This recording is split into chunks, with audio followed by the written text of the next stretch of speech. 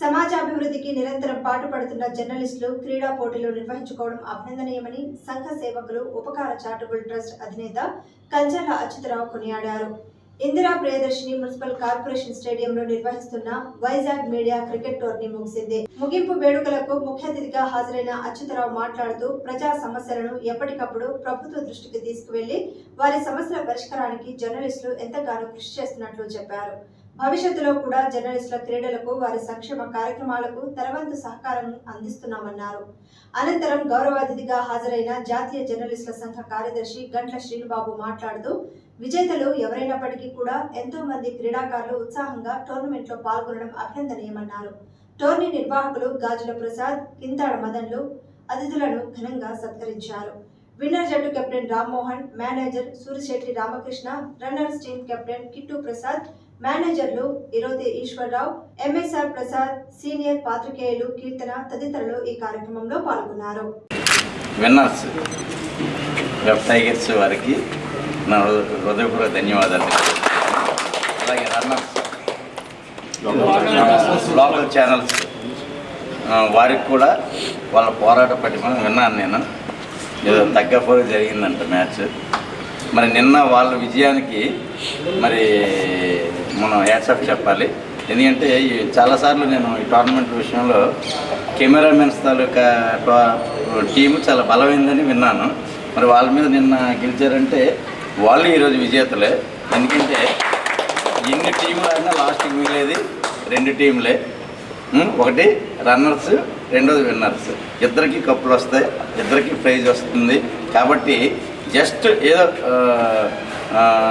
తక్కువ దీంతో లీడ్తో గెలిచిన వాళ్ళైనా ఓడిన వాళ్ళైనా ఉండటం జరుగుతుంది. కాబట్టి మరి ఇలాంటి టోర్నమెంట్స్ మీరు ఎన్ని కండక్ట్ చేసినా ఉపకార చారిటబుల్ ట్రస్ట్ ద్వారా మేము ప్రతిసారి సహాయం చేస్తున్నాం. కూడా మీకు 100% ఆ సపోర్ట్ అనేది మా నుంచి ఉంటుంది. ఎందుకంటే ఈరోజు జర్నలిస్టులకి ఎంత చేసినా తక్కువే. అది నేను ఎన్నోసార్లు చెప్తూ ఉంటాను కూడా.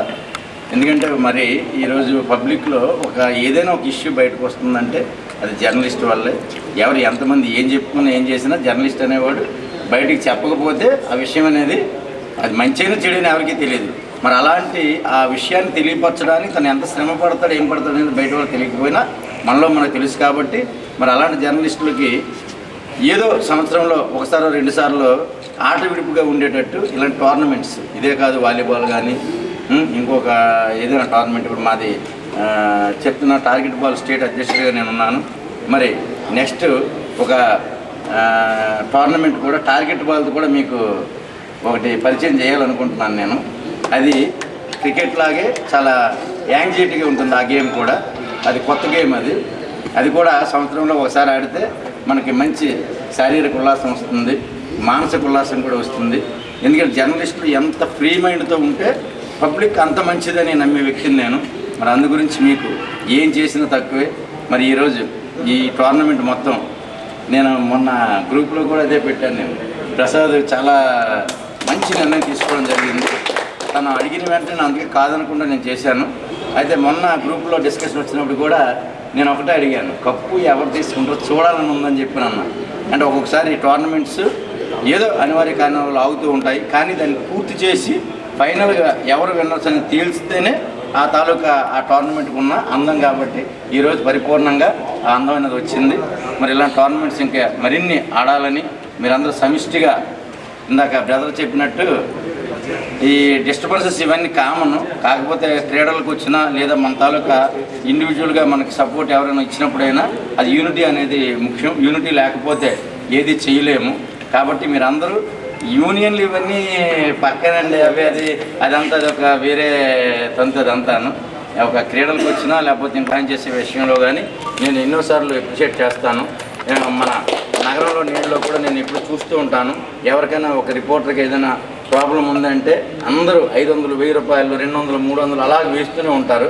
కాబట్టి ఇది విశాఖపట్నానికి విలేకరుల యూనియన్స్ అనేది నిజంగా అదొక మొగటం అనే చెప్పాలి.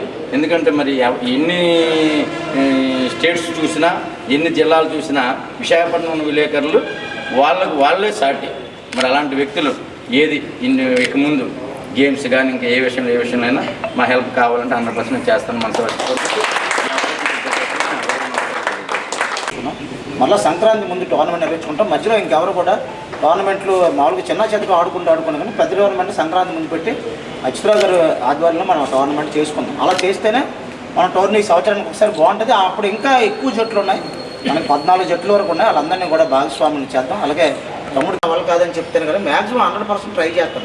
మనం అంత స్థాయిలో చేయలేకపోయినప్పటికీ కూడా ఇప్పుడు 10 మంది అందరూ కూడా రన్నర్స్ ముందు వచ్చి, అది ప్రొసీజర్, రన్నర్స్ ముందు వచ్చి రన్నర్స్ ట్రోఫీ తీసుకోవాల్సిందిగా క్యాప్టెన్ కోరుతున్నాం. రన్నర్స్ టీమ్ లోకల్ ఛానల్స్ తీసుకుంటున్నారు. మేనేజర్లు ఇద్దరు కాలేజ్ జమ్మి బోర్. Thank you. బోర్లు అంటే ఎలా